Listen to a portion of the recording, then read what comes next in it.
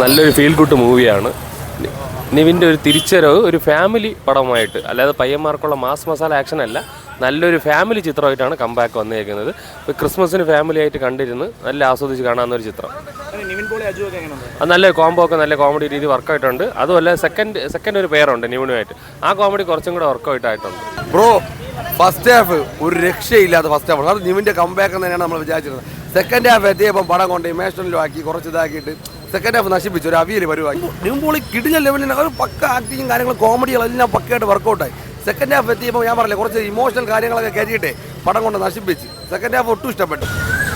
നിവിൻ്റെ പഴയൊരു നിവിനെ തിരിച്ച് കിട്ടിയിട്ടുണ്ട്. അത് നിവിൻ അച്ചു കോമ്പയിലും നിവിൻ ജനാർദ്ദനം കോമ്പയിലും നൈസായിട്ട് വർക്കായിട്ടുണ്ട്. സെറ്റാണ്.